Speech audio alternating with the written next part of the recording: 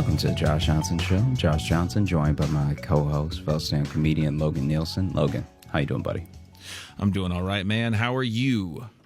I'm good. I've had to go to the doctor a ton recently. Like a ton? Yeah, like a Is lot. it still for your injured movie? It's been my chest. It's been a couple of things, and it just has reminded me about other times and made me think about other times I've been to the doctor. Oh God, we've never really talked about this, and I'm sure you have experiences that are going to baffle me.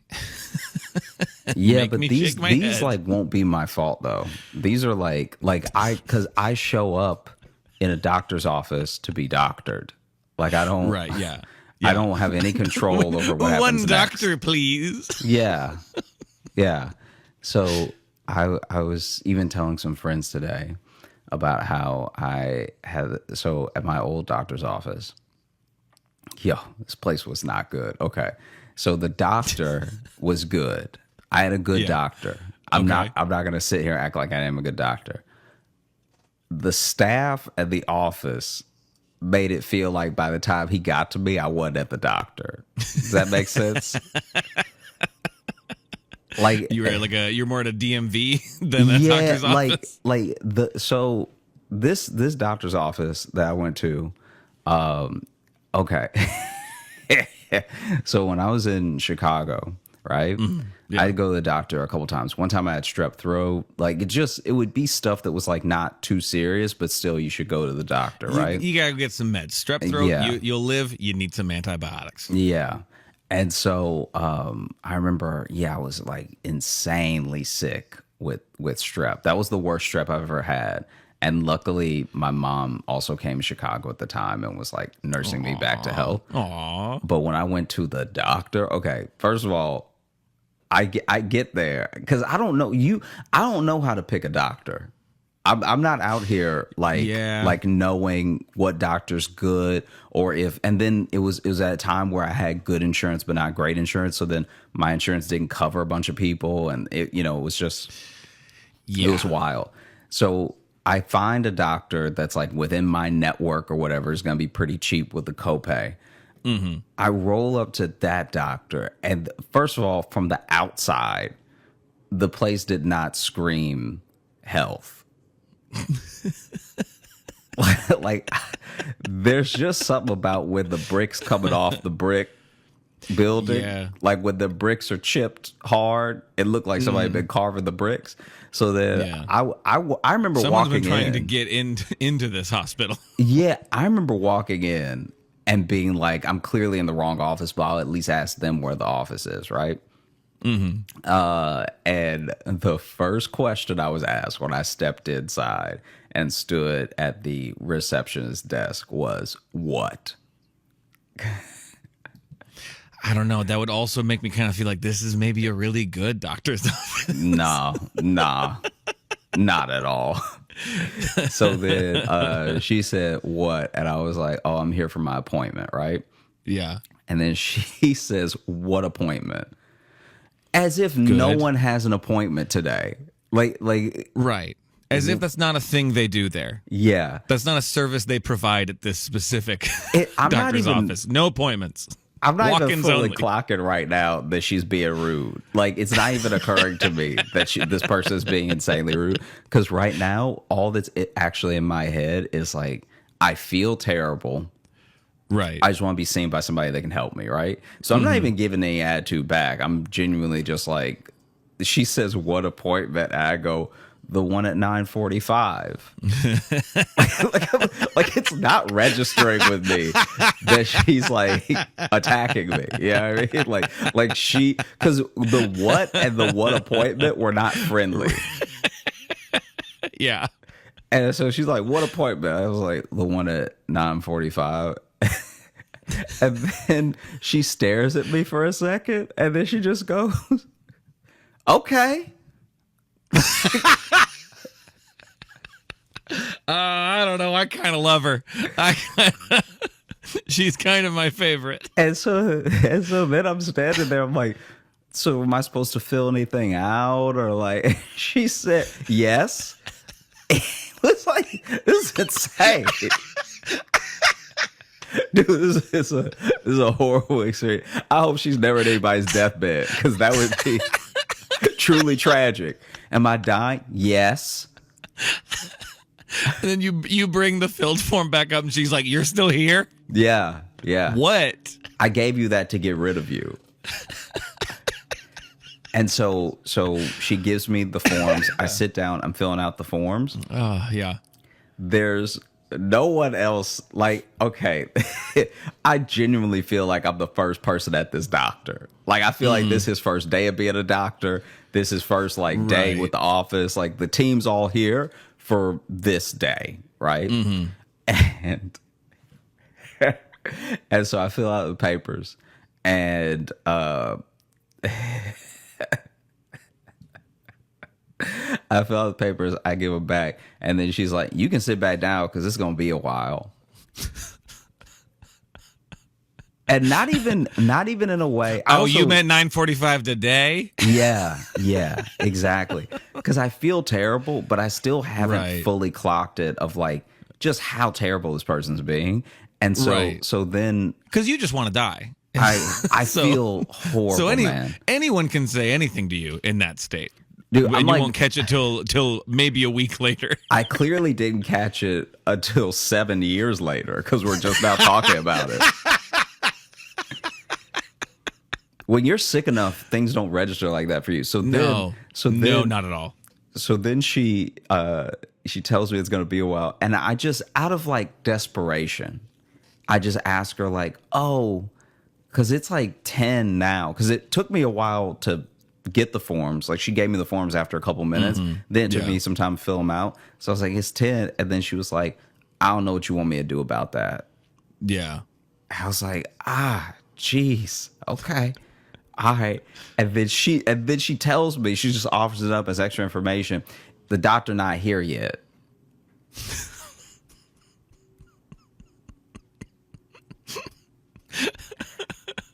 and so I just go sit down, and I've got my hands. You got a red eye back from Vegas. He's not here yet. Dude, I have my hands in my head because I'm genuinely like, I'm really scared I'm gonna die, right? Well, because you probably got a fever. If you got strep, usually that comes with it. So you're probably just sitting there, probably looking like you're dying. Dude, and this is still the attitude that she's giving you. I am like, I look like I make juice right out of my own skin. I'm sweating so much. It's like it. I that am is a sentence wet. I don't know what to do with. I don't know what to do with the sentence. I look like I make juice. I look like I make juice out of my own sweat, and it is ripe season. Okay, dude, I'm pouring sweat. I've never been wetter in my life, right? Like, you got streams shooting off you like a character crying in an anime. You could slide me up and down a sidewalk. I have so much sweat. And so I'm just sitting there feeling like horrible. I've got my head in my hands. I'm like kind of ready to cry, but I'm not there, right? And then this guy busts through the doors, like just bust in. Yeah.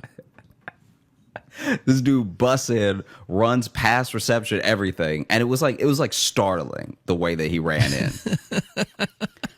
And in my head, I was like, I kind of hope that's not the doctor, because he also had a trench coat on, and the trench coat what's the difference between a trench coat and a duster? I guess I'm not entirely sure. That's a good question. Okay, basically, whatever he had made it look like he had a whole coat behind him that was when he was running. So it basically just looked like he had a cape. But this dude busts through the doors, runs to the back of the office, and so I'm sitting there for had to be like 10 more minutes. And then another nurse comes in, right? Into the waiting room, and she's like, "The doctor will see you now." And I go with her. She's like, "Come with me." And I go to the room. There's no doctor in the room, right? Right. It's just, I understand the lingo though of like the doctor will see you now, see you soon sort of thing. But then my tech that's like doing all of the vitals and like checks the blood pressure, everything. Right. This dude is sick. This dude is sick. All right. I'm feeling terrible. This dude is dying. All right. This man's sick. Because then I get in there, right? And so my man is like sitting there typing. Okay. And he's typing at the keyboard, just like typing away, which anytime they're not asking me anything and I gave them the form and they're still typing, I don't know what that could be for. Because this is my first time at this doctor. So maybe he's starting a file for me, whatever, right? But as he's typing, every time he talks, this man can't stop coughing, right? Oh, God. And this dude coughing hard. Like he coughing from the bottom of his belly, okay? From the diaphragm. This dude, theater training. This dude is coughing, okay? So he's asking me like questions I've already filled out on the form. Yeah. Which I'm trying to not get upset because sometimes that happens and it's so aggravating. Because why did I fill out this form for like 7 pages of this thing as a new patient? And so, he's asking me my birth date again, stuff like that. And some of it he's just confirming. So he must be typing it in. Right. And so he's like, birthday, 3-6. Oh! Like, the coughs are so long. This dude coughing forever.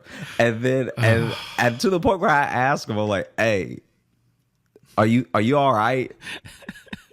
Do you need me to get you something? Yeah, like are you okay? Because I understand there must be such a dilemma with calling in sick when you work at a doctor's office. When you work at sick? Yeah, when you work at sick and you're like, at sick. I'm too sick to be at sick today. Oh, really? Oh, did you get sick from working where the sick lives? Oh, yeah. Okay. Oh, sure, take the day. So then I can understand my man's inclination to have to come in. Right, yeah. Because it's like, what are you going to do, Yeah, exactly. And so he's coughing hard. And like honestly, the first time I ever thought about droplets was not COVID. The first time I thought about droplets was this moment. Because this man just infected the whole keyboard that he's on. Because he's coughing so quickly, he's not covering his mouth. Okay. So my man is just like, good. That's a quality you want in a healthcare provider. He's like, so your weight is 100 and oh no, God, just take me. Like the coughs are punches to his stomach. That's what it sounds like. And then he finally has one coughing fit that lasts for a while. like it was to the point where I was like, do I really need to be in here for this? Because he turned his head to cough and did not stop coughing for what it had to be like 2 full minutes. And 2 minutes is not a long time, but when you're coughing, like I thought this dude was dying in front of me. If it's coughing, 2 minutes is a day. Yeah. Like that's a long time. That's a long time to have no control of your body.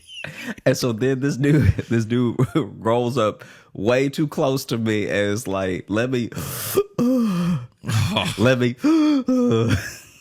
get your blood pressure.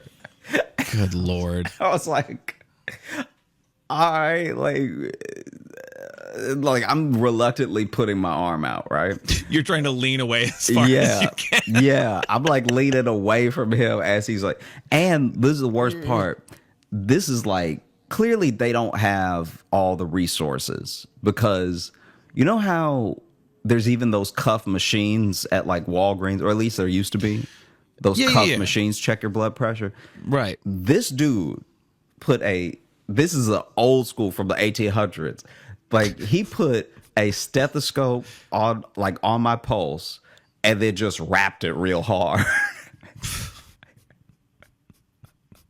I thought maybe we'd have the thing around it and he has to like blow it up manually. No, like, no. This dude wrapped it. It's just a floaty. Yeah, he put a wrap around my arm and wrapped it over and over again too, like he get me ready for drugs. Yeah, and then it's just listening, and then he got his watch, and he's just like, oh,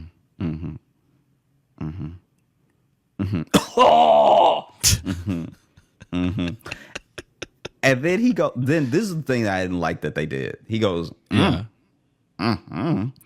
and like you can't have little noises like that. No, especially that. It sounds like he was asking a question to your pulse. Yeah, like he what's seems that? like he's about to guess what my blood pressure is.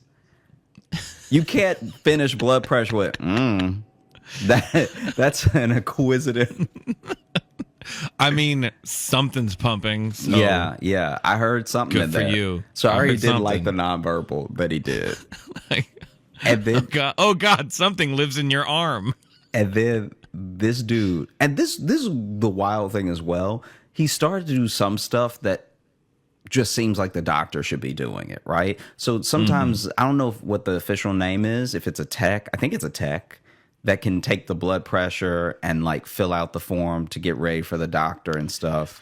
So the doctor I think can it depends. There's techs, there's physicians' assistants. I'm not really. Yeah, I'm not sure what this dude was. Listen, I live with a nurse, and she's explained these things to me. I don't remember. I don't remember whose job is what. So yeah. Okay, so then all I know is everything she tells me about her day sounds gross. So then this dude and this is ever since I was little, the doctor did this, but hey, it's this doctor's office. I guess he can rule it how he wants. Right, yeah. But then this guy, after he gets done with my blood pressure, grabs a popsicle stick and is like, say ah. And I'm like, this man gonna cough in my mouth. Like I'm not doing it. Like y'all go ahead and kill me. Cause clearly you gonna get me one way or the other. Like yeah. Like this dude literally said, say and so I'm like, I'm good. Let me I'll wait. I literally told him, I was like, I'll wait. And he's like, what? I was like, no, I'll wait. I'll get you next week with the Yeah, I'll wait for the next. I'll wait for other dude to come through and I'll do the for him. I'll literally do it for anyone else. Yeah, I don't just for anybody. All right? Go get another person in the waiting room. I don't care. Yeah. Just, I know you. I'm not going to do it for you. And so then he's like, oh, okay. Like he's clearly like this has never happened to me before, sort of thing. Like he just like shakes off and he's like, well, can I take your temperature at least? I was like, yeah, it's fine. And then takes my temperature. Clearly, I have a fever because I look like fever. Like there's no way I didn't have a fever. If I didn't have a fever, I'd be like, oh, okay, well then I am Aquaman because no one that doesn't have a fever and a t-shirt on should be sweating this much. Right? Yeah. It was the first time I've ever sweat like from my forearm. Oh yeah. Like I didn't have sweat running down my arm. I was sweating out of each piece of arm. It's like remember in the first X-Men movie when that one senator just like dissolves into water? Yeah. That's what's happening to you. And so how's that for a fucking reference, huh? I get my temperature taken. Of course, I have a fever. But apparently my fever, I don't remember what it was, but apparently it was so high that he took it out. Because also as well as old school thermometers as well. So okay. So then my man takes it out, looks at it, and goes, uh-oh.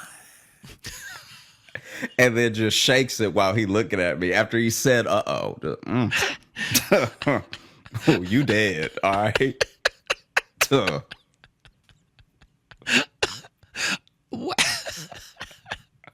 I love that you found a doctor's office. You found a doctor's office where not a single person who works there has bedside manner. Like not crazy. A single one. Usually maybe one or two, but the fact that every single person in that staff is like, fuck. Honestly, I wouldn't be surprised if everybody on this staff is the doctor's cousin.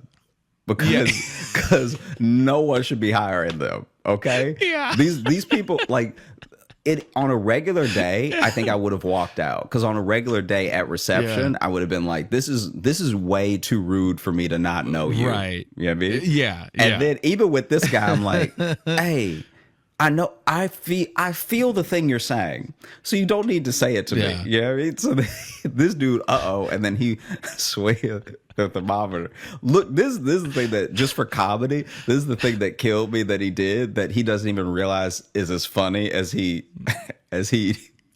Yeah. He looked at it, said started to shake it, right? Mm-hmm. Looked at it one more time and went, oof. This dude pulled out my mouth. Yeah, that's just straight up comedy business right there. That's straight up. Then he leaves, right? Doctor comes in. Doctor is like is covered in blood. It'd be so funny. Doctor, like I thought, he runs an out of breath sleeve torn. That doctor, like I thought, runs in, was the guy in the trench coat. Okay, right. And then he immediately walks down and sits at his desk, which is where the tech was typed. Like, in my head, I'm like, do I warn him that he about to get infected? Because, like, that dude coughed all over this stuff. Yeah. We start talking, and he's like, tell me how you're feeling, everything. And honestly, the actual doctor was like a good doctor. Like, like legitimately, he's like a good, we talked it out. He told me some of the things it could be. He prescribed some antibiotics and like gave. Well, good. He was a good doctor. He's clearly a good guy because he gave his cousin Dave a job after the auto body shop closed. So yeah. And it's as I'm walking out that I go back to the reception desk. I'm like, so how to, because also you have to remember, I'm in Chicago. I'm very young at the time, and I've only been to the doctor a couple times without my parents, Right, Like, I don't think in all the time I was in college, I went to the college nurse a couple times. But I don't think I ever went to a doctor the entire 4 years that I was in college. I could be wrong, but I don't remember going to a doctor. So outside of being in high school and being like at the doctor with my mom when my mom would set my checkup, and then being in college where you could go to the college nurse. Right. But like I would also, you're so young when you're in college too, you just let stuff roll off of you. Yeah. Or, into your 30s too. Sure. And I've been to the doctor probably a shockingly low number of times. Yeah, like I realized in that moment as I'm walking out that this is like, because basically the doctor was like, she'll sort you out at reception when it comes to the prescription and all stuff like that, right? Yeah. Like where to pick it up, I mean. So then I get up to the front desk and I'm realizing that this is one of, if not the first times that I'm settling all this on my own at the tail end of it, Yeah. And so I walk up and I think I have my insurance card with me. I was like super prepared because I just didn't know what would happen if you weren't. Like, I didn't know if they would like, like you when brought your passport, like like when you can't, that old trope from sitcoms where you can't pay for dinner, so they make you wash dishes in the back. Yeah. A part of me was like, if you don't have your insurance card, maybe they just take the health back that they gave you. Maybe that's how those people ended up working there. Yeah, they didn't bring their insurance card. They had no interest in going into medicine. Hey, we're going to need you to check some tongues if you don't have your money, all right?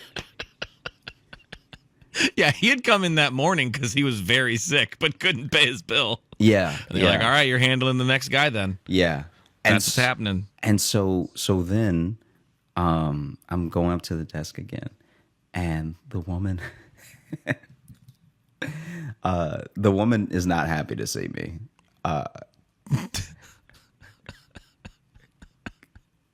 I just look like I got a question, you know. She's immediately upset. Here you come with your face again. Mm-hmm. And so basically I walk up and I'm like, so is there like what do I owe you, sort of thing. I'm trying to be like jolly about it still, because I find that even with rude people, you win them over eventually if you just don't break. Yeah. If you stand firm in being cordial. Yeah. Eventually they'll soften at least. Yeah, there's a tenseness that you can see lift off with a lot of people. That's not everybody. Some people are evil. Some people are evil, and they won't necessarily be like nice, but they'll be less mad at you. Yeah. And so then I asked, like, what do I owe you? And she was like, I don't know.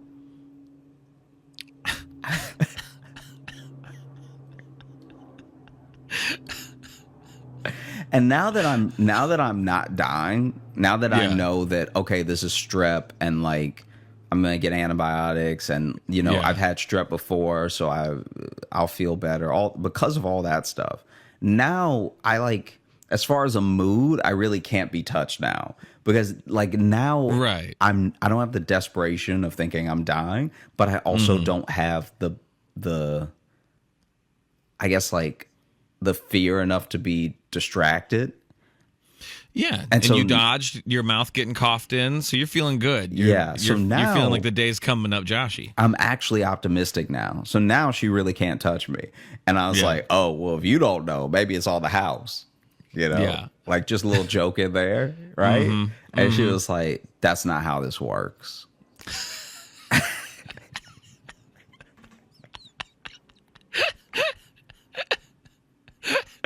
It gets to a point where you just want to be like, ma'am, what is your job here? Yeah. Why are you here at all? Ma'am, you should just fight the next person you see, because it would be way quicker than what we're doing right now. Yeah. Everyone would know the deal at least. Yeah. So then how do I sign in? Well, first you got to go fight that lady, and then someone will come get you. So then she looks up the closest pharmacy next to me, make sure that that's where I can pick up my prescription. And she's like, we'll have to let you know about the bill and everything. You got to check with your insurance. This is like a thing that I found funny. I don't even know if they're like allowed to ask this, but this is like her last thing as I'm walking out, right? Like this is like her last jab, okay? Is like, I was telling her, oh, this is where I live, so this is the pharmacy closest to me, everything. She's like, okay, I'll send it there. And then I was like, so for the bill, and she's like, we're gonna have to check with your insurance, okay? Do you have good insurance? And then I said that I was like, oh, I don't know. And then she was like, well, if you don't know. I was like, okay, wow. Was this like an ex-girlfriend of yours and you didn't recognize her? Like, it was crazy, man. It was like so mad at you. It was one of those things where I was almost like, I hope she doesn't have the power, and I don't think she does, but I hope she doesn't have the power to poison my drugs. Like, right. But yeah, no, it was a busted. And then also the waiting room in this doctor's office had too many lights out. Like, yeah, like when I sat down, I'm not saying I don't love fluorescent light, so I'm not even saying that there can't be a little mood lighting. I'm not saying that it has to be completely blasted with fluorescent bulbs. Yeah. All I am saying is that if you're going to have them, have all of them, just as an option. Yeah. Because there were some that were clearly out. Right. Because there's having some lights turned off, but then there's noticing when lights don't work. Yeah. Yeah. And if no one's got the time to change a bulb. Yeah.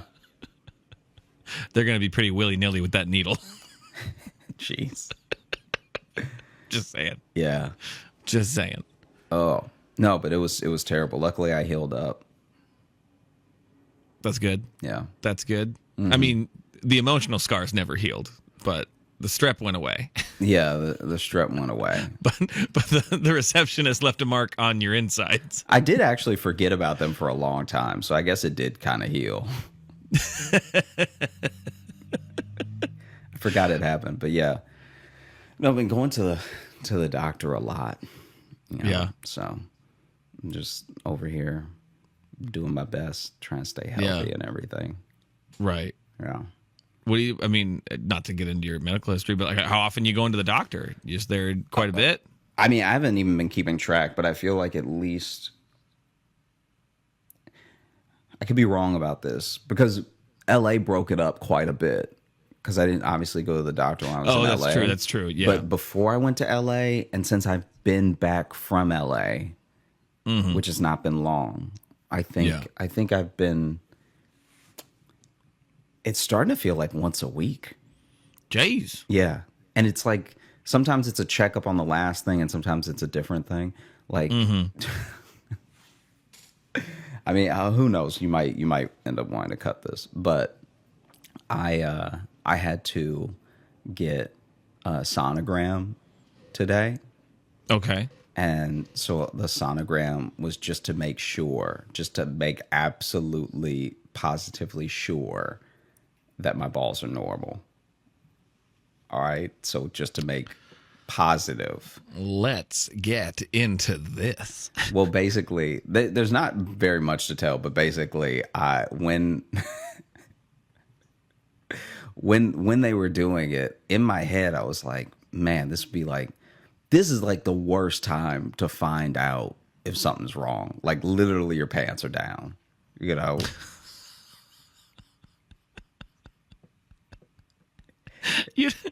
You'd hope they'd let you get yourself right before they drop the bomb. Yeah, and I'm like, they're just gonna look down at your balls and be like, yeah, those are busted. I'm genuinely laying back, and you know the person who's operating the sonogram is like, I'm so tense because I'm trying to be still.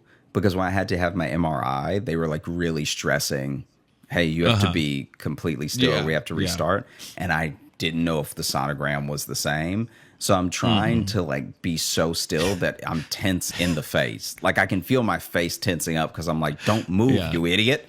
Like just be still. Don't wiggle your balls. And it's to the point where I'm like so tense that the person stops and they're like, Are you okay? Like, are you all right? Because are you in pain? Because your whole face is clenched. And I was like, oh yeah, I'm good. I'm all right. I was just like trying to be still for you and everything. I'm trying to help you. And she was like, you don't have to be that still. Like it's fine.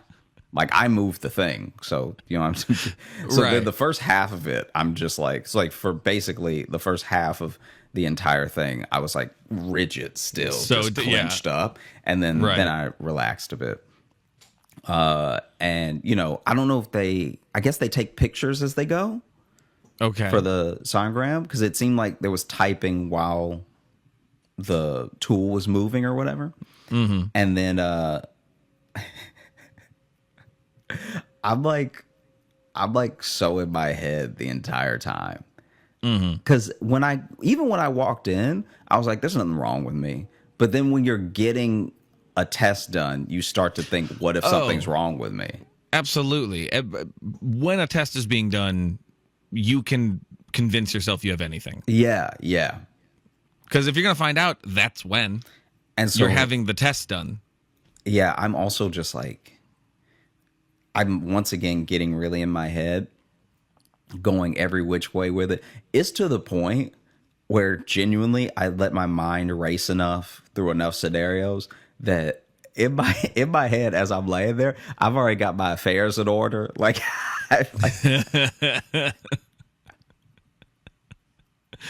I'm like thinking about my funeral, like just like, oh man, I think a lot of people wouldn't make it because like who does destination funerals, you know? Hey, I'd fly out, man. You know, but then also it's like I am gonna say it's a show though. So, I mean, if you get I'm gonna need you to put in the will that I do a eulogy so I can say it's work and I can write off the flight. Yeah.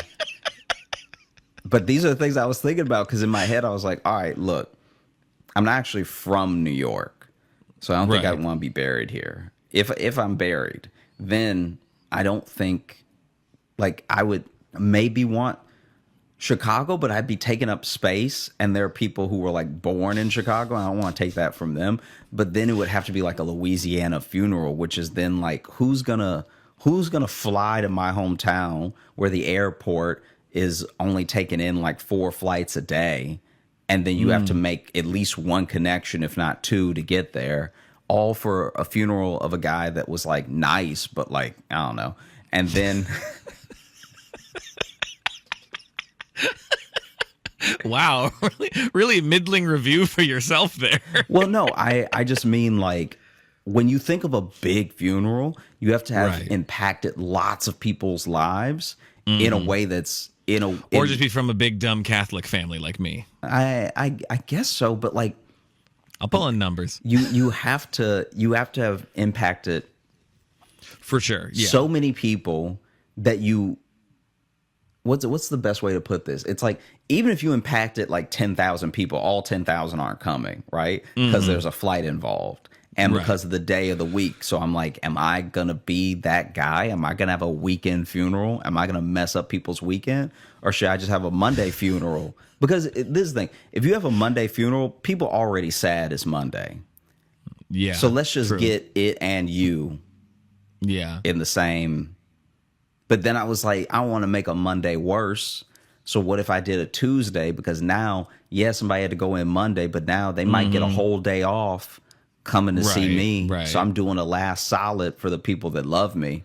Yeah. And honestly, by the time I'm like midways deep into this scenario of like what I'll do, and like I gotta make sure that everybody's taken care of and everything. By the time I do that stuff, the tech is once again like, are you in pain? Because you're making faces again. And I realized I was like making faces for every scenario of like, it can't be like I'm like I'm squinting, like I can't get buried in Louisiana.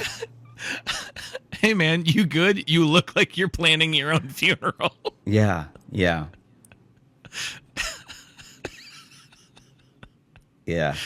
Everything good though? Your balls check out? No, this is the worst part. So then after all that, oh shit.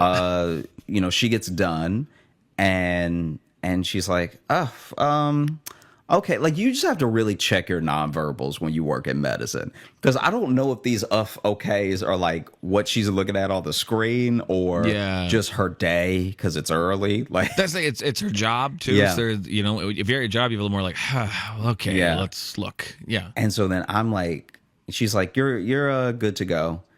And I put my clothes back on and everything, and I was like, should I throw this? Because they give you a whole setup for it, and I was like, should I throw this away? And she's like, no, you're good to go, and then she goes and sits back down at the computer that she was on for the sonogram, and then she's like just typing away, and I grabbed the door handle, and as I'm about to walk out, I'm like, hey, I was just wondering, because I was here the whole time and everything,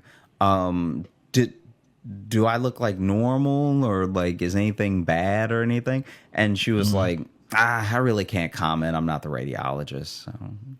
Yeah. And I was like, fair enough. So to answer your question, I still don't know yet. Oh, okay. Yeah. So hopefully this won't be some sad foreshadowing. No. I think I'm all right. That would be wild to get a sorry about your balls king.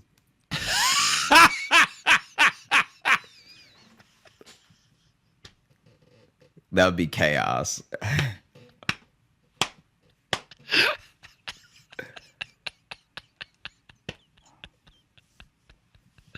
That would be horrible.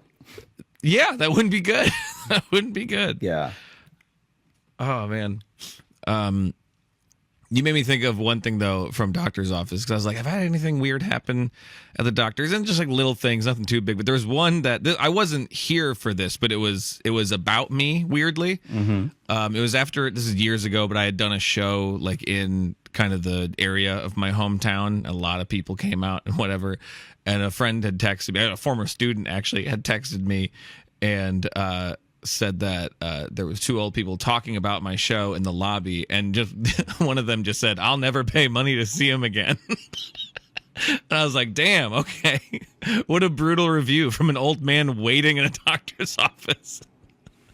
That's what's on his mind, is how little he liked my set. That is truly wild. Isn't that awful? Isn't that fucking awful? That, like, that's one of those things that is actually like out of a sitcom.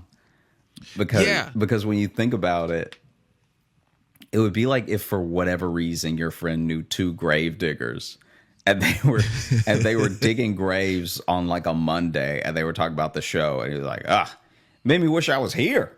Like, just, it's one of those things where you're like, wait, why would they? When he just texted me out of the blue, I'm like, thanks. Why would you tell me this? Yeah. Cool. No, people truly have no idea what they shouldn't tell you sometimes. Absolutely. Yeah. You know? Like, even when it comes to medical stuff, I've had people tell me way too much when I just ask them if they were okay. Like, if I know someone went to the doctor and I ask them, you know, are you all right and everything? Right, yeah. I've had people tell me, like, they told me like I was their second opinion. Yeah. They went into so much depth that by the end I was like, I think sound like you have it. All right. Like, I don't know what to tell you. I'm not a doctor, but you sat up here telling me all that stuff. So I would eat better. Yeah. Like, I had a doctor start telling me what meds his wife was on. And I'm like, I don't feel like you should be telling me any of this. Yeah. Yeah, people really let the doctor-patient privilege slip way more than attorney-client privilege. Yeah, but especially, I don't know if it goes the other way though. Like, what him telling me meds his wife's on. Like, I'm not beholden to any doctor-patient confidentiality. No, but that's what I'm saying. It's like, lawyers are very aware at all times. Like, oh, if I tell this person about this thing, I could lose my job. And I feel like, even I have friends who became doctors, and they'll tell me stories where I'm like, oof, I don't know if I should know this part. Yeah. That doctor did end up losing his license to prescribe medicine. So that does all check out, I think. My favorite. One second. Oh, I think we froze for a second there. Yeah. I see it. That was genuinely a computer thing because my entire computer freaked out. So that was not. Oh, okay. I think that was not just a connection thing.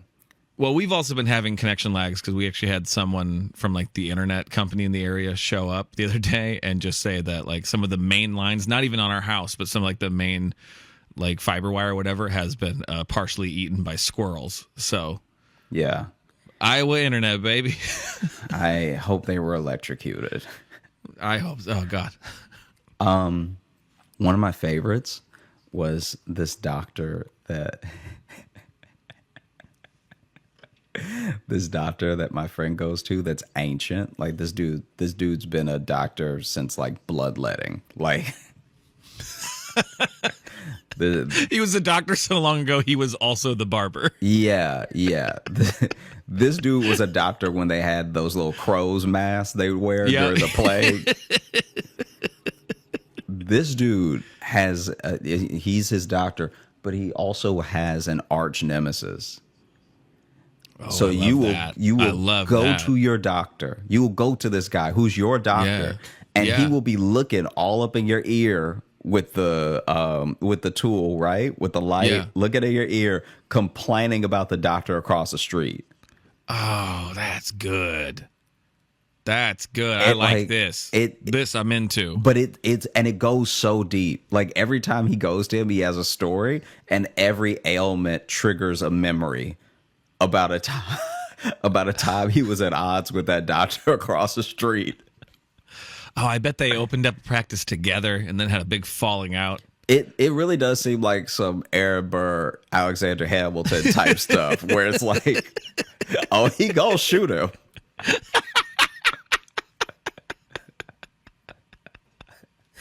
Oh, I like that. I like rival anything across the street is always just very fun, no matter what, because it's always petty. It's always just so petty. Yeah. Any businesses that are across the streets and their rivals, but doctors is even better. This dude because hates they him. shouldn't be. It's like when you're trying to examine someone and be I guess a comforting ear for any ailments. You can't be fired up and pissed off about the outside. Yeah. Yeah, this dude, okay. So my buddy told me that there was this one time that he went to him just for like a general checkup, and he's like an ear, nose, and throat doctor.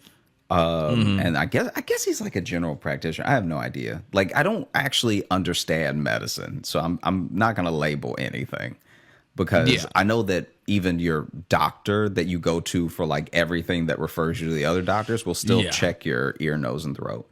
So maybe that's not all he does.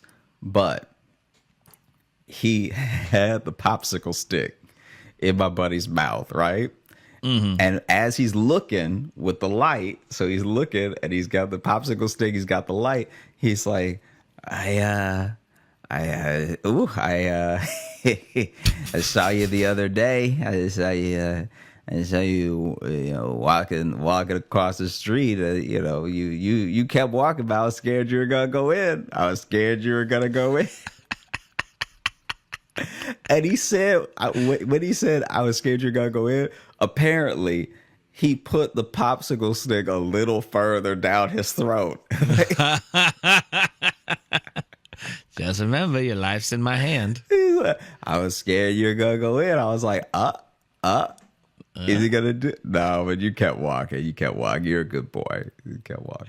But I do know how to alter lab results. Just putting that out there. Putting that out there. Yeah, it's truly wild. And he apparently, that guy across the street had some like altercation at a conference. So it it runs deep. Like, because he'll be seeing that dude, because I guess that's the same type of doctor. And so he'll be seeing that dude at local conferences. And apparently they had words one time that was not that long ago, because they both old as hell, right? And that's what I really love to see, is old men fight. That's one of life's joys, is when you can watch two old men fight. Yeah, one of the first things we talked about on this show was your joy of old men fighting. Especially if it's two old doctors, because that means they're going to know what they broke. Yeah, they come out with scalpels ready to have a like Jets versus Sharks knife fight. As soon as they land, they know what's hurt. Yep.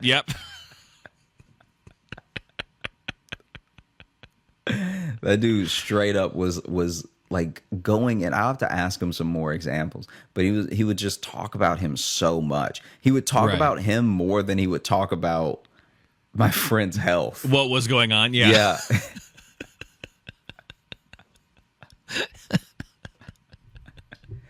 Yes, my focus as a practitioner is vengeance. Yeah.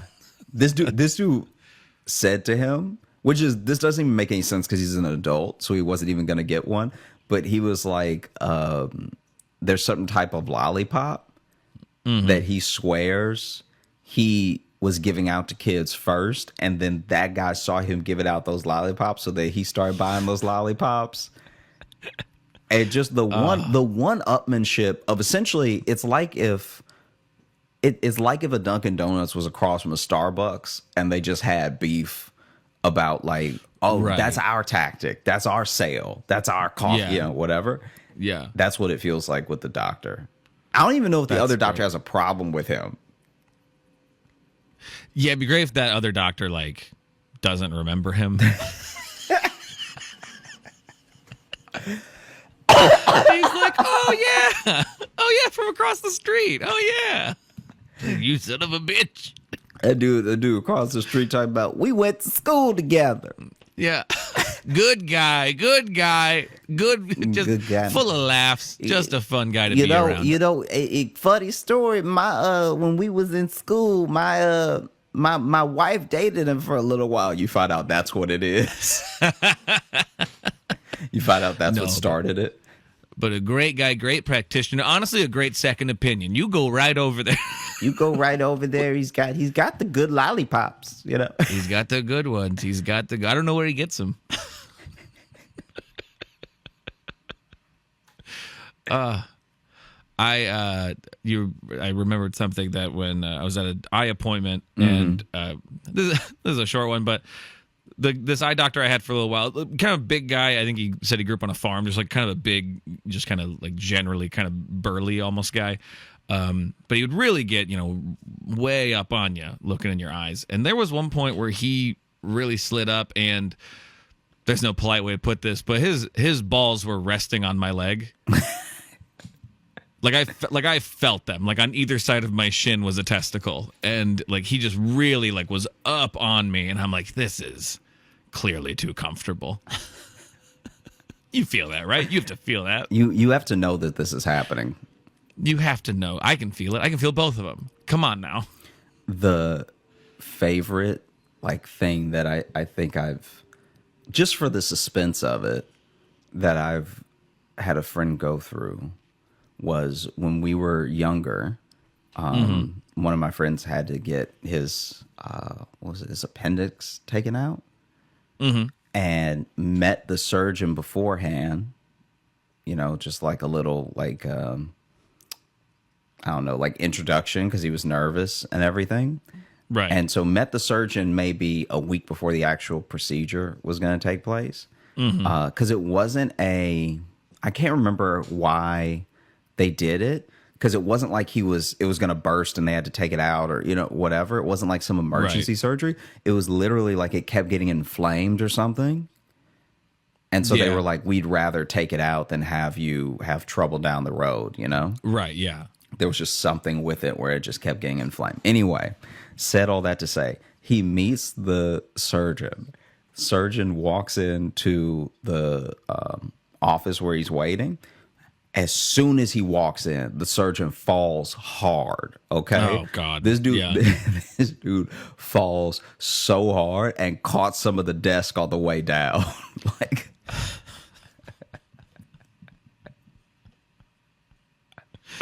And so he gets up. And he's holding his nose, trying to act like nothing happened, trying to act like, oh, sorry about that, But I'm pretty sure this dude broke his nose. Oh, froze. Oh, there we go. Squirrels. I'm pretty sure this dude broke his nose, right?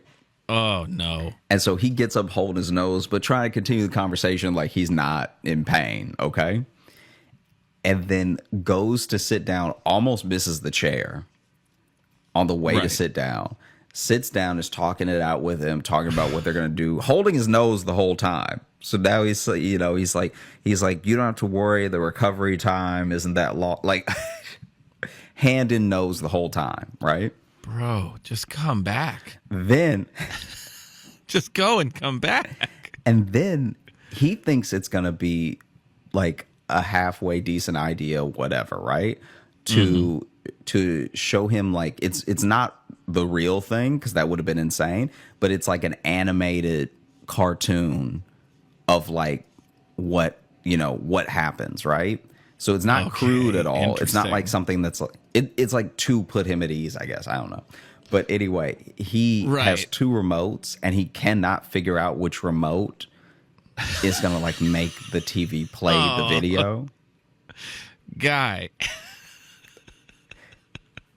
And if my buddy was nervous before surgery, that kid went into surgery like, I'm going to die because this is the clumsiest man I've ever seen. This dude broke his nose when we met. My life is in his very clumsy hands. Yeah, that's at the very least you're getting a little bit of his nose blood in you. That was crazy. And then, obviously he had the surgery and he's fine. But like leading up to it, because he was telling us, he was like, I'm very nervous. And we were like, oh, I've heard of other kids. And he's like, you don't understand. And then he told us a story. And I was like, right. Ooh, yeah, you might want to. You might just want to have a lawyer on retainer because you're going to be maimed. Yeah. To be clumsy and then to not even be able to properly put on the cartoon. Yeah. Yeah, that's not good. That's not good. You're going home with a watch in your abdomen at the least. At the least. Man, my right side feels so heavy. Just keep feeling this little like tick going. Come on. Yeah. Oof. A little rhythm inside me. I don't know. Yeah, every time I lay on my side, I feel like I'm really sinking into the bed. I do have real quick the difference between a duster and a trench coat. All right, hit us. Because I looked it up. It actually gave me a nice little chart, weirdly. But basically, dusters are longer. They tend to go down longer. Trench coats tend to go to like just below the knee. Duster's longer. Duster coat is usually lightweight, full-length coat without buttons. Trench coat is long, loose, double-breasted coat with a belt. Okay. So literally the little belt is part of it. Dusters are meant to be worn open. Trench coats meant to be closed. So that's where dusters, that's why they're cowboy stuff. They're meant to have a little swagger to you. Yeah. And dusters usually don't have buttons, belts, and pockets. Trench coats have all of the above. So there you go. That's Logan's research corner. That's a new segment before the mailbag. I mean, I'm glad we got it. I'm glad we know now. I don't want the people listening to go out into the world ignorant, embarrassing themselves. Yeah, that's the thing. We raised a question, and we intended on answering it. We got to it. Mm-hmm. That's why you got to listen to the whole show. You never know what questions we'll answer at the end. That's where the knowledge is. That's where it all comes together. That's where all the juice is. That's where all the juice is. Speaking of the mailbag that I mentioned, should we open that? Yeah, let's do it. Okay. How about we do some reviews from Apple Podcasts? We haven't checked in there in a second. How's that sound? Yeah, let's do it. Okay. This first one here, this is bear in mind, this is a 5-star review from Apple Podcasts. This is from username Nastius, which I love. Sounds like the Greek god of nasty. It's the Greek god of stank, Nastius. But 5-star review. The title is Meh. And it says, I honestly couldn't get into it. I'm on my second run-through of the available episodes, and I just can't stop laughing. The two guys hosting could have a bit more of that ShamWow attitude. I'm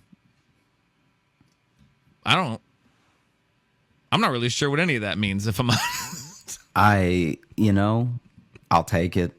I'll take it. I think on the second run-through, maybe we're not for everybody. I think if you listen to all of it and then you listen to all of it again, that's the only way to find out if we're really your people. Now, how do we harness some more of that ShamWow energy? What do you think is missing from the show that's not ShamWow enough? I think cocaine. You think cocaine? Yeah. You think I think cocaine changes the vibe of any show. Yeah. Okay. 2023. That's the year we do it on cocaine. See what changes. Let's see what's next. This one here is from Fuvdtvh, Fuvdtvh. The title is Hilarious, and it just says, the stories. My God, the stories are priceless. Josh is such a great storyteller, and Logan's laughter is contagious. So hilarious. 5 stars. Thank you for that one. This is from Still Ginger, and the title is The Best Bromance, Hands Down. Josh, would you say we have a bromance? Would you say that? Would you say that on record? What did the reviewer say? Okay, he'll answer off mic. Their dynamic is everything. This is one of my comfort shows and helps me to wind down before bed, as well as from panic attacks. They're so ridiculous and lovely, and they're very similar to my friends, if I'm honest. It feels very personable, which I think is the charm. Thank you for that, and I'm glad we help. Yeah, me too. If I have panic attacks, I know they suck. I'm glad we can help bring you down from them. And then this one here, this is from Tiger Food, and the title is Listen to Them All. It says, first of all, I'm very thankful to have found this podcast after listening to Josh's stand-up for years, parentheses, although still crossing my fingers to see a show in person. Check our websites. But Josh's stand-up for years to find Logan. Logan is my later life me, and Josh seems to live the life I used to lead. Okay. I'm the old one. Yin and Yang Gang. Oh, I like that. I have found myself spellbound and laughing with you every step of the way. Looking forward to getting on that Patreon and giving more of that support. Thank you so much for that review, Tiger Food, and thank you to everyone. Yeah, thank you, Tiger Food. Thank you, everybody, for real. This is like, it's just great to know people are enjoying the show, because we've been doing it for a while now, and the fact that, I don't know, it's just nice that you can put something out there, and then even if it's later, people can find it and really love it. Yeah, I think that's where, because we have a good group of kind of day ones and diehards who we've gotten to know a little bit, but it's fun when you get reviews like that from people who are finding it now and reaching out, and it means the world to us. So thank you. Thanks so much for listening to the Josh Johnson Show. We had a great time recording. I hope you had a great time listening. If you are looking to catch up with us on any of the socials, you can find me at Josh Johnson Comedy on TikTok, Instagram, and YouTube, where we're going to be posting clips of the show. I'm also on Twitter at Josh Johnson. And if you still use Facebook, it's Josh J Comedy. But if you're looking for Logan, you can follow me on Instagram at Logan M. Nielsen. And if you want to get in the mailbag, like some of those people there's two ways to do it. You can either email us, joshjohnsonshow@gmail.com, or you can leave us a 5-star review on Apple Podcasts there, because not only do we appreciate it and we love reading them, it actually helps our visibility on the platform. So we greatly appreciate it. And one of those reviews mentioned our Patreon, patreon.com/Josh Johnson Show. We have a bunch of bonus stuff there. We have bonus podcasts. We have bonus video stuff. We have live show replays. And also we have some live shows coming up that the two of us are on next week, actually, right? As this comes out, we'll be in Sacramento. Mm-hmm. That's next week, right? The 6th through the 8th. 6th through the 8th. Sacramento Punchline, and then at the end of the month, we are going to be in Richmond, Virginia together. I'm sure you have stuff in between that. Do you want to pitch that, or just go to your website? No, go to the website. You can get the tickets in the show link under this, or the link in my bio on any of the socials. Yeah. And we put all of our Linktree stuff in the episode bios, too, so that will take you to all the stuff we have, whether it's albums or podcasts or whatever. Have a great rest of the week into the weekend, everybody, for real. And get your checkup, We want everybody to be good out here. You got to go get checked up. And if you work at a doctor's office, be a little nice. I think that everywhere I've been except that one place was very good. That's true. That's true. So, all right, hey, mostly everyone out there, you're doing great. Couple of you, boo. Yeah. Really one lady, because that dude couldn't help he's sick. You know what I mean? That's just on her.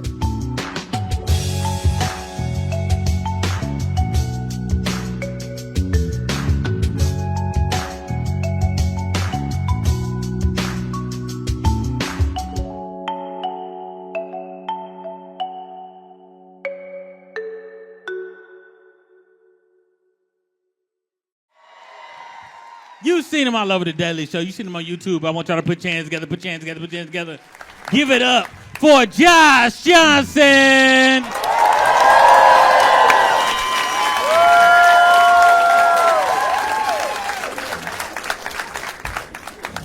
My most recent obsession is this court case, this lawsuit against Cardi B.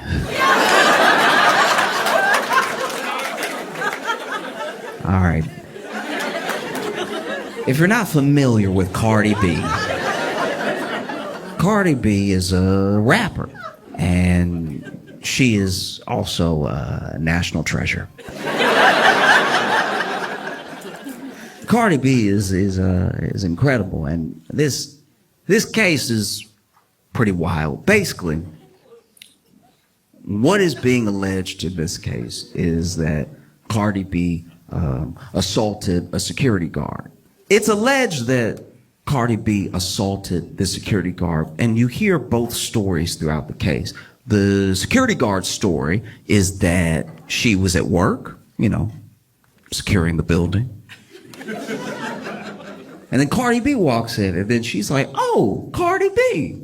And Cardi B didn't seem to like that she was approached, that Cardi B was like, "What are you doing right now? Why are you in my face?" And that Cardi B got nasty with her very quickly. And so they were in the elevator together, and she said that she followed Cardi B out of the elevator to clear up any confusion. I don't know if it was to apologize or anything, but she admits that she did follow Cardi B into the elevator and out of the elevator. And then she said Cardi B really lost it and started cursing at her and everything, and then started swinging on her and stuff, and that she got a little nick on her cheek from Cardi B scratching her face, right?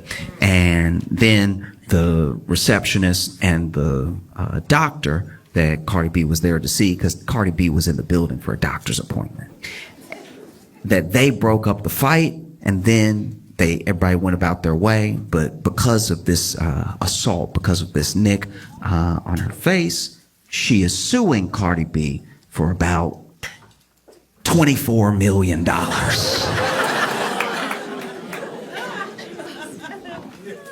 I'll tell you right now, for $24 million, Cardi B could cut up my whole leg, okay? If Cardi B chopped up my leg and gave it back to me in a bucket, I would be like, "You'll be hearing from my lawyer."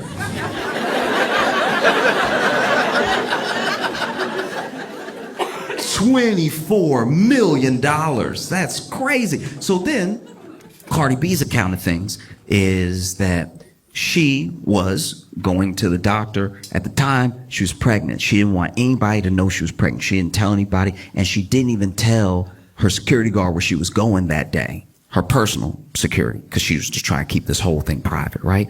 And even the doctor's office had blocked out time just to make sure they didn't have other clients coming in back and forth, and Cardi B was going to be the last appointment of the day, right? So Cardi B shows up to the building, and then immediately she hears Cardi B, and so already that's not ideal, right? Like that could happen at any time. Cardi B is very famous, but then she is getting in the elevator, and then she notices the person who screamed Cardi B got in the elevator with her and has a phone in her face, and so she goes, "What are you doing? Aren't you security?" Because she had security on her. And then she's talking to her while she's in the elevator, and then she exits the elevator, and she says she can still feel this person behind her. So then she turns around, she's like, "Hey, what are you doing? Why are you recording me? You gotta get out of my face. I'm trying to go to the doctor." And then that's when the person who was recording her, the security guard, got real angry and was like, "I could do what I want. It's my phone. This is my building," which is a misunderstanding of what security is.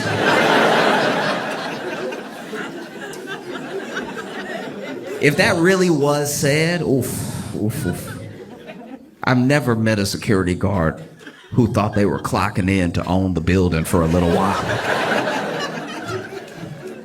But then they got into what Cardi B says was only a verbal altercation. There was the receptionist and the doctor that came into, I guess, the hallway to break things up. But she said, "I didn't touch her, she didn't touch me," so I didn't really think of it again, because if you don't know Cardi B, you should at least know that she's used to verbal altercations. I'm sure they don't stick with her. She was on Love and Hip Hop. And so then she just sort of goes about her life, and then she gets hit with this $24 million lawsuit. This whole thing, to me, just my opinion, but this whole thing feels like when that dude tried to sue Gwyneth Paltrow for millions.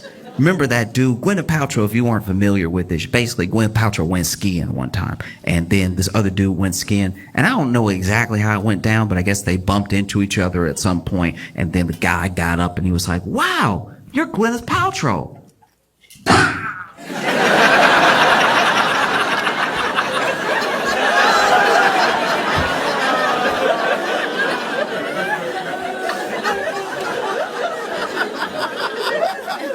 Oh, I'm ruined.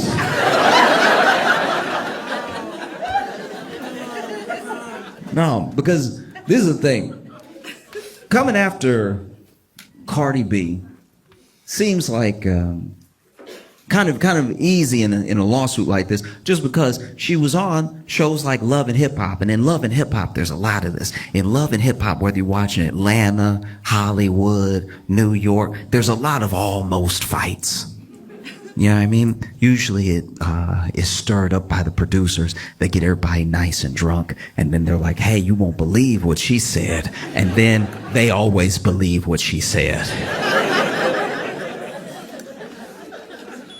And so, you know, Cardi B's been known to pretty much never back down. In fact, there was this old case. I don't think anything ever came to it in like a court sense, but Cardi B was doing I think it was a festival, could have been a concert, and somebody threw something on stage. You know, somebody threw like a water bottle. And this has happened a lot in like the past, I don't know, people lost their minds through COVID and everything. And now people sometimes even film themselves throwing something on stage. And I don't know if it's like to get a reaction out of the performer, and every performer has a different reaction to it. There are some people who, as soon as something gets thrown, they walk off stage, show's over, and they don't even try to continue. There are some people that try to dodge it, act like it didn't happen. There are some people that try to dodge it and then try to find the person who did it and get security to kick them out and everything.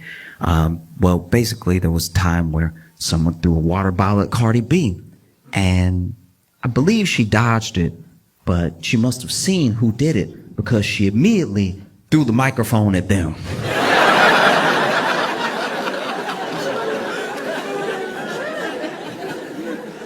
They probably thought Cardi B was going to be some easy pickings. They were like, I'll throw my water bottle now. She's clearly unarmed. And can I just say, throwing a microphone at somebody is one of the funniest projectiles to throw. Because it's the only one where you get to hear their reaction to something being thrown at them in real time. Imagine Cardi B throw a microphone right back at them, and they're like, oh, is that a...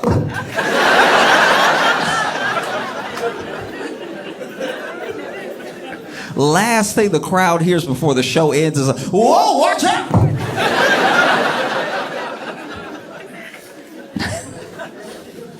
Even better if they turned around, they threw the water bottle, they're like, I think I got it!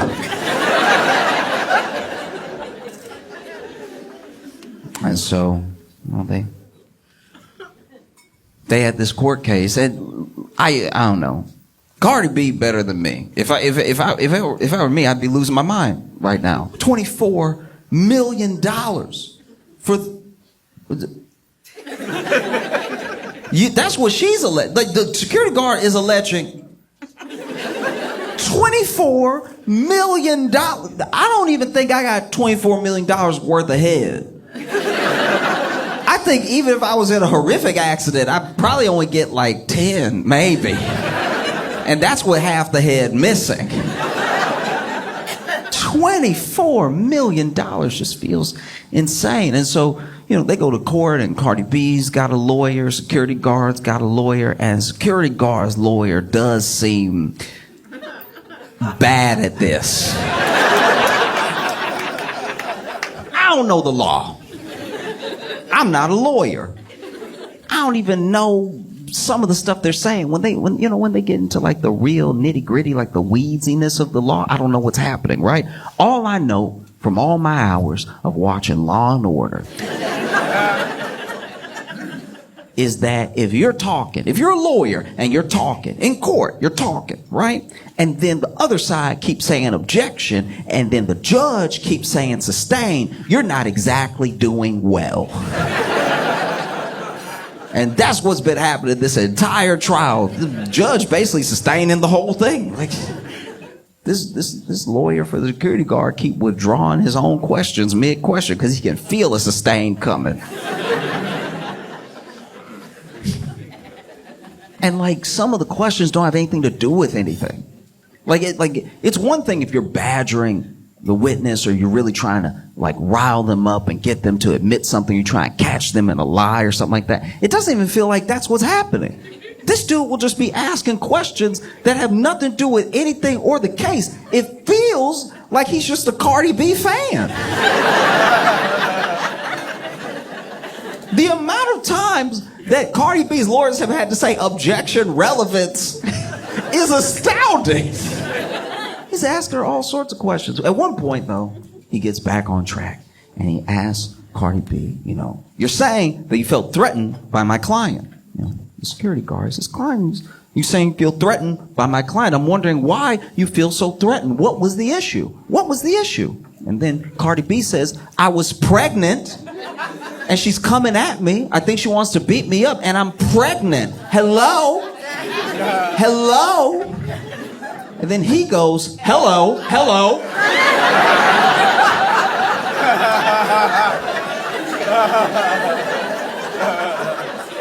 Hello, I'm here.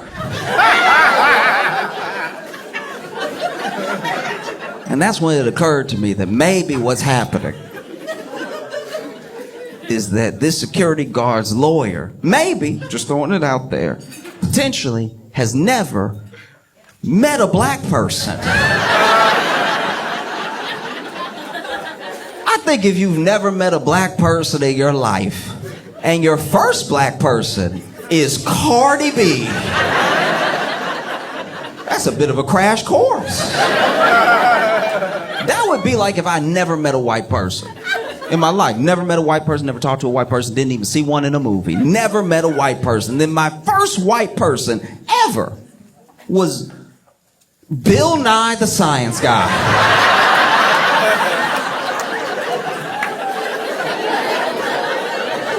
I think I might be walking away with some incorrect assumptions about white people. I think I go back home and tell all my friends and family, oh yeah, white people, they love space. No, they got a bunch of facts about turtles ready at the hip. Oh, and they love bow ties. Can't stop them from wearing a bow tie.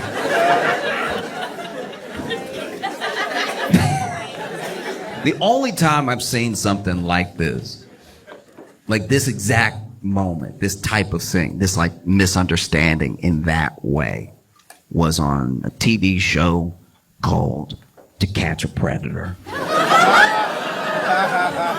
Okay.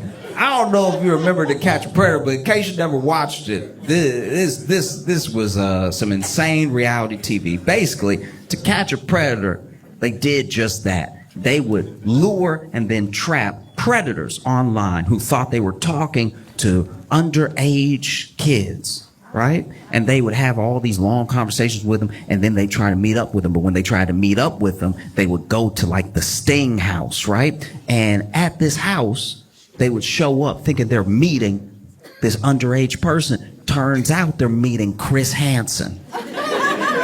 If you don't know Chris Hansen, you don't know Dateline.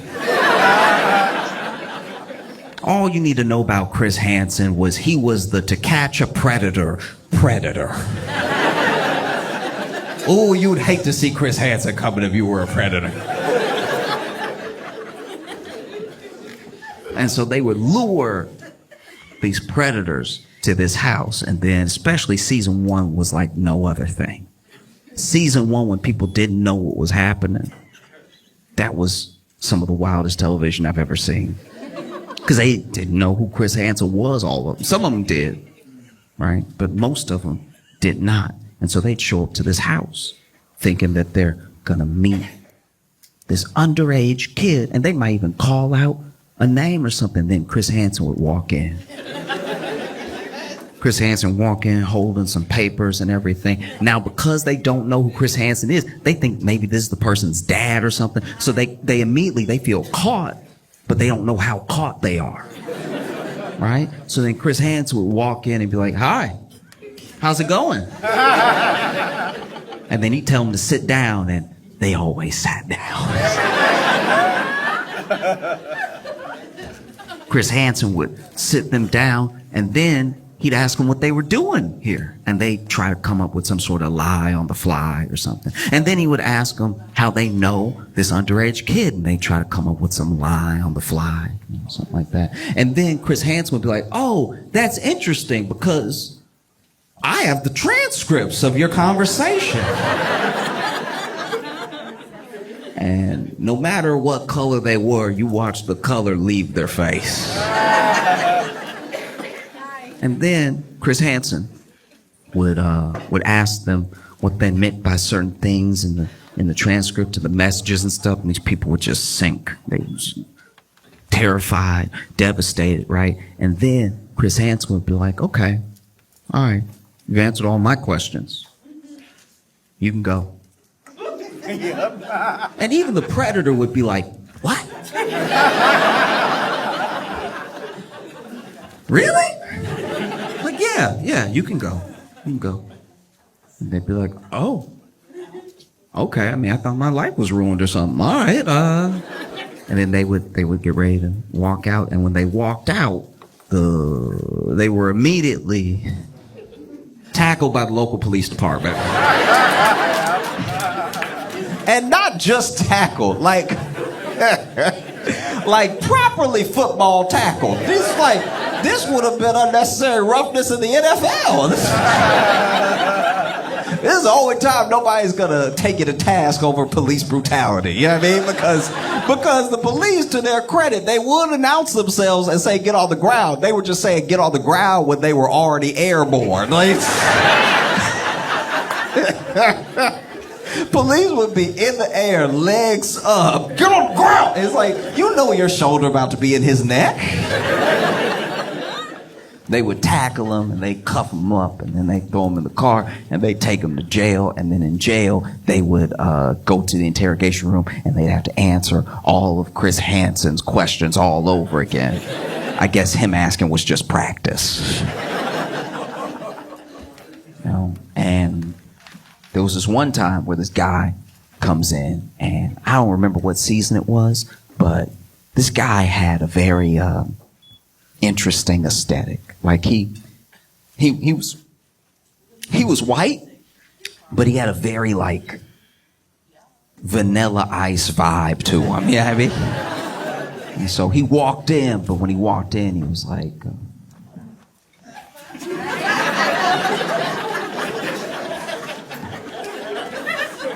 Chris Hansen walked in, and then when Chris Hansen walked in and told him to sit down, he was like, I.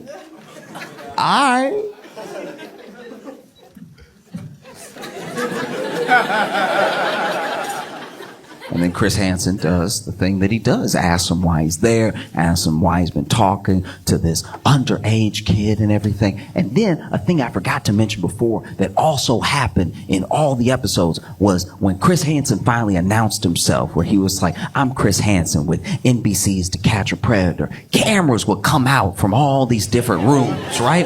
And it was always, without fail, too many cameras. It was always a number of cameras where I'm like, there's no way all those cameras on. There would be people with cameras in the hallway because they couldn't get in the kitchen, just lifting the camera up.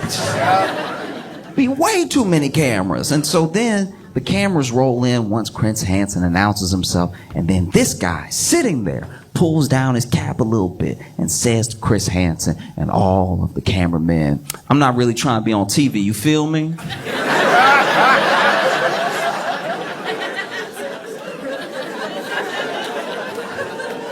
Repeats it. I'm not really trying to be on TV, you feel me? You feel me? You feel me? And Chris Hansen, without missing a beat, this man says, I'm not really trying to be on TV, you feel me? And Chris Hansen says, yes, we are filming.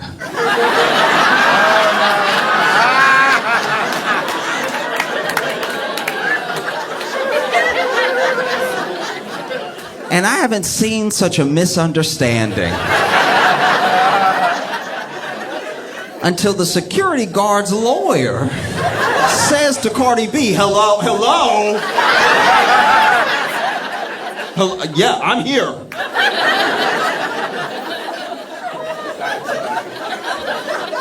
That man lucky. That man lucky. Cardi B at no point in her testimony hit him with a like that. That would have broken his brain. That would have ruined his life. He would have bent his knees. Oh! Everybody get out! What's happening? No. Because once again, this dude is wild. This dude is asking her questions about things that have nothing to do with anything. At one point, I think he's really in his head. He's having his like Perry Mason runaway jury moment. Like he's doing something right out of Law and Order in his head because he gets his planted stance. He starts going in on Cardi B and he says, today versus yesterday, all right? Yesterday, you had short black hair.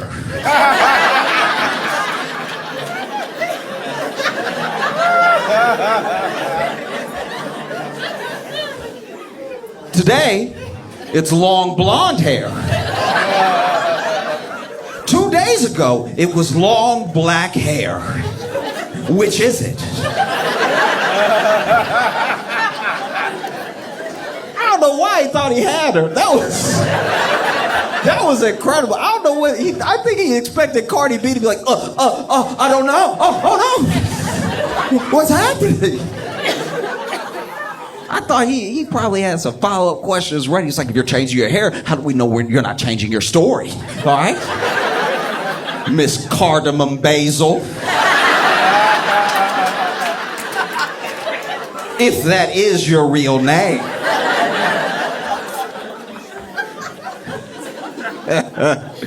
And Cardi B just laughed it off. She was like, they're wigs. Like, what do you want me to do?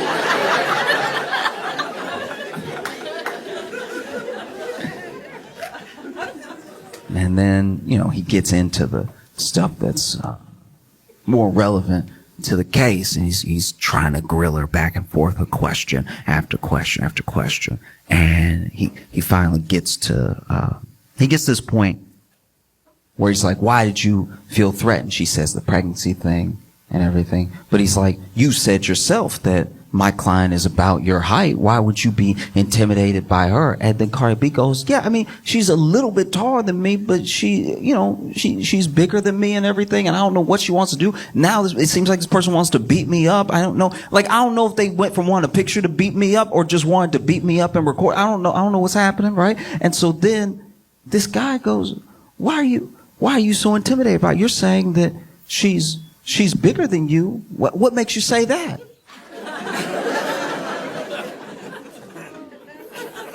And then Cardi B goes, like,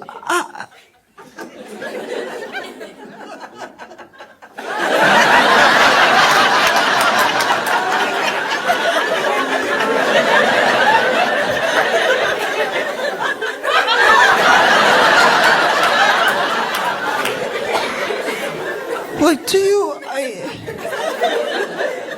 I have to say it? No. And then he's like, are you calling my client fat? Are you calling my client fat? All right? Did you call her fat that day? In fact, you called her fat that day, didn't you? And then Cardi B is like, no, I was only calling her the B word. Like, it was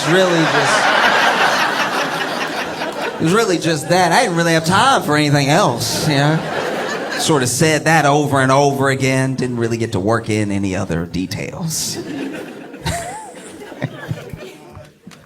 And this lawyer, I don't know, like, even it's like now what we're getting into is stuff that I guess isn't nice, but I don't know how it helps his case, because then he just keeps egging it on. He's like, but you said that and you said other things, didn't you? You said other things. And then Cardi B, to her credit, it starts admitting everything that she said, right? She starts just repeating verbatim in court. She just cursing in court openly, just non-stop cursing in court, right? And he's like, is that what you said? Say exactly what you said. I mean, she's right here, right now. Say it again. Say it to her face. Say it again. And then even Cardi B is like, what is happening? Like, You want me to curse her out again? Like, is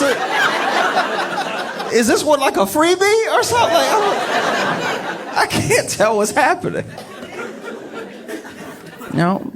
It's like, no, you were so threatened. You were so completely threatened by my client. What makes you so threatened? And then she's like, well, at the time I was pregnant and I was 130 pounds. All right. And then she was like twice my size. You know what I mean? And then once again, he gets on the same thing. He's like, are you calling my client fat? And she's like, no, I'm not saying. She just, No, what? I don't know. What are you trying to say? Say it. Say what you want to say. There's no harm here. Say it. She's security heavy.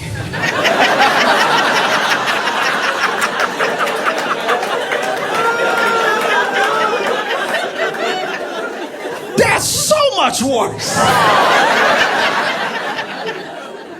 And this man keeps going. He's like, what do you mean security heavy? What are you trying to say? She's security heavy. What does that even mean? And Cardi B is like, she built like she protect buildings.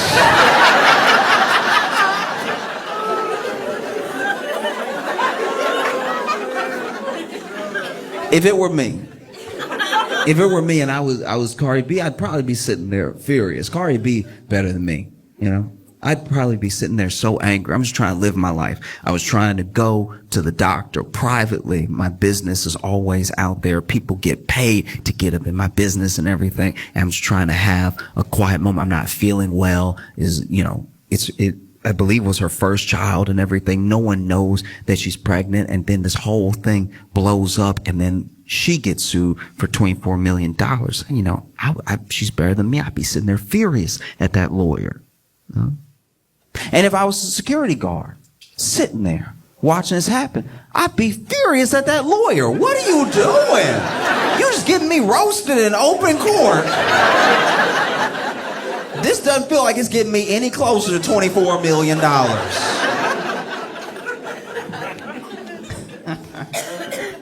Oh.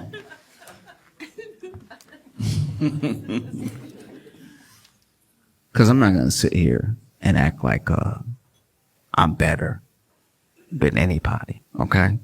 If times get tough, if things get rough for me, I run into George Clooney. It's just me and George Clooney in the hallway. I know I haven't been able to pay my rent or anything. Is his word against mine? I'm gonna see George Clooney. I'm gonna put my hand on the ground. I'm just gonna.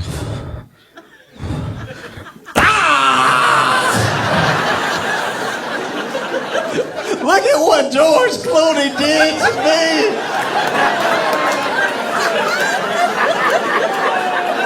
Why would Ocean's 11's George Clooney do this? I thought he was a good man. I can't believe that Ocean 12's own George Clooney would step on my hand like this. What's that you say? He still owns the tequila company?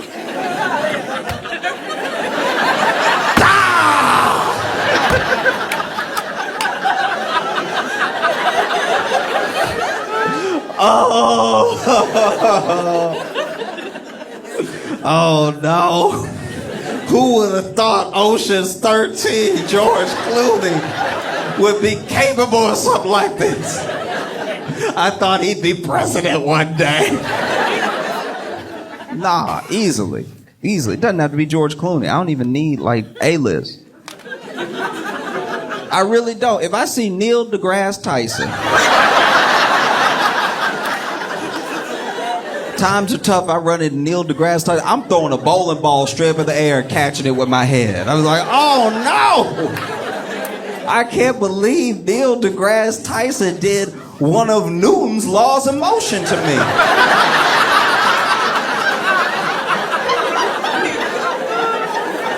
I think it was the first one. Oh. Doesn't have any popular person will do, you know? If I see William H. Macy, I'm gonna run into a wall like that dude from the show Fargo. I'm gonna run right into. If I ever meet William H. Macy, he better pray we outside. Because if she's trying to get money out of Cardi B, you know, this is not the way. She over here admitting that she only got nicked. Just a little. That quick. That. And she said that she had to have 2 plastic surgeries. Even brought the plastic surgeon to court. And the plastic surgeon came into court with a picture, right? Now, the plastic surgeon, this is also why I feel like this case is bogus, because she doesn't have a picture of the scratch from the day that it happened. Her plastic surgeon had to come in and do a before and after picture. And honestly, I don't know if that dude a plastic surgeon. I don't see what he did. Like, it's... Even when they tried to show the cut, like the little scar that Cardi B supposedly gave her, maybe they didn't zoom in enough. Like, I don't know what's... But they had the little line pointing straight to it. And I'm squinting. It doesn't even look like Cardi B did $24 of damage.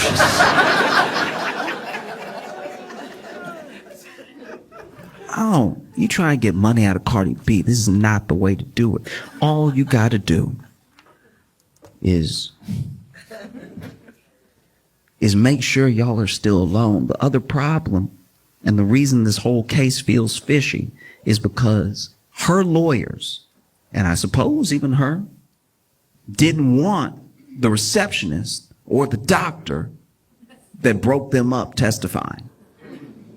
That seems suspicious. If I got $24 billion worth of damage done to me, I'd call everybody who was within earshot. You know what I mean? Oh, you heard me. You remember? I was like, oh no, $24 million just fell out of my face, right? So the fact that her lawyers didn't want those people testifying seems fishy. And then you kind of understand why. I don't know if she was a fully surprise witness or anything, but I know they were trying to block it for a long time. And so the receptionist finally sits down on the stand and testifies, right? And the security guard's lawyer is over here asking just all the relevant questions, right? And some of the questions are getting objected to and then sustained because they're a little leading. You know what I mean? Like he asked a question about how wasn't it my client's job to see fit who should and should not be in the building? And then obviously Cardi B's lawyers objected because how is the receptionist for one office building in this entire building supposed to know all the ins and outs of the security guard's job, right? And they get to this moment where the receptionist comes out because she says that she heard a commotion, and she gets out there and Cardi B is up against a wall like this, like back up against the wall, and security guard is yelling in her face, right? And so then she, immediately upset by what she's seeing, gets in between the two of them and is breaking it up and tells the security guard, I don't know what's going on here, but you need to go back to your post. This is very unprofessional, everything. And everybody's screaming just so everybody can be heard, right? And the lawyer gets excited. He's like, and so do you think that this could be the moment that Cardi B scratched my client's face? And then the receptionist goes, actually, I'm really the only one that got hit out of the both of them. Like, I was... You know, you try to be a good Samaritan, but... And not only does she say that she's like the only one that got hit between them, but she got a scratch on her face, a scratch that bled, and a scratch on her face that bled that came from the security guard. You could tell the lawyer's out here panicking. He's...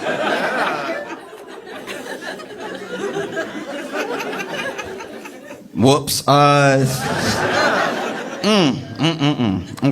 All right. So then he starts, in my opinion at least, sort of like badgering her a little bit with questions to try to like double back from the fact that now it looks like the only person that may have assaulted someone is his client.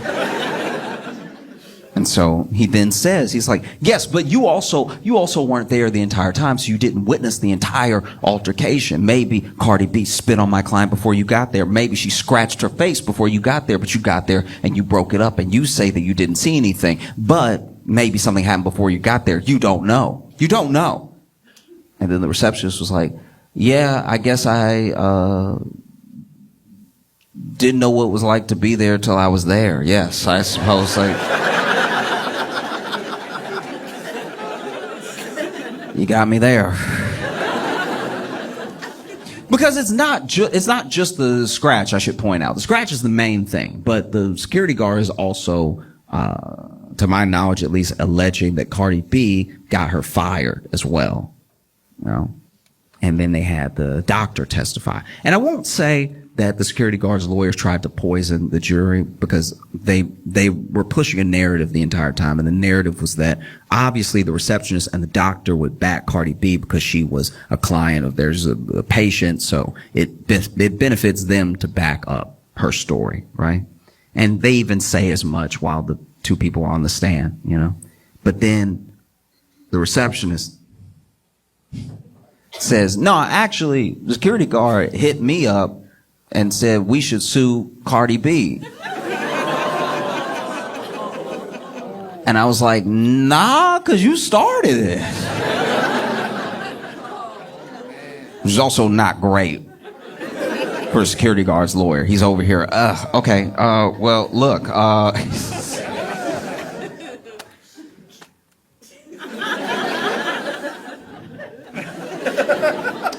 nothing further.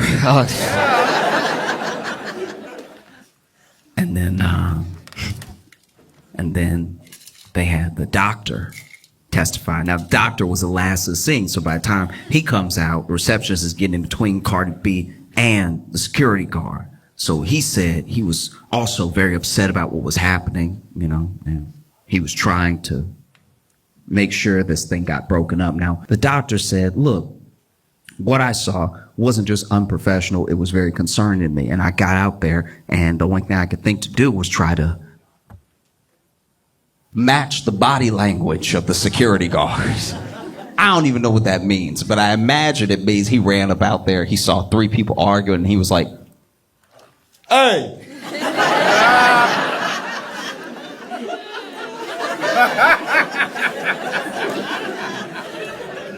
Cut that out!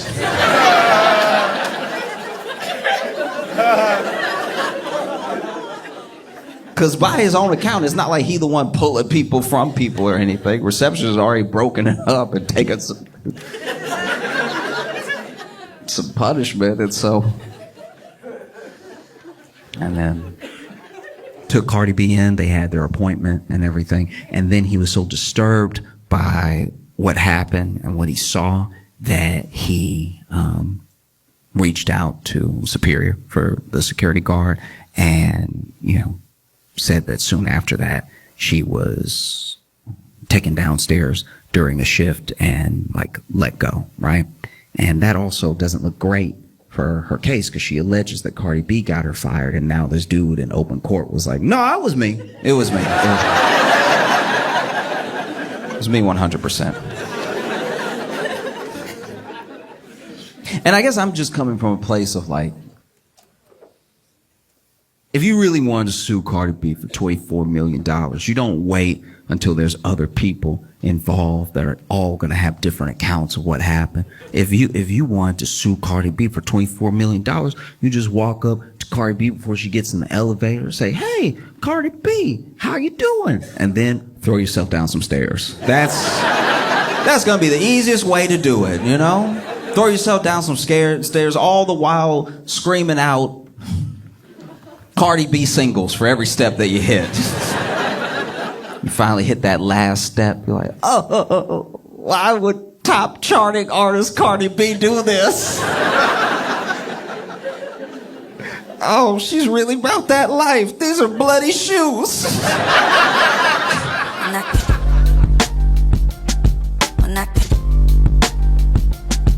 Manake. Mire. Manake.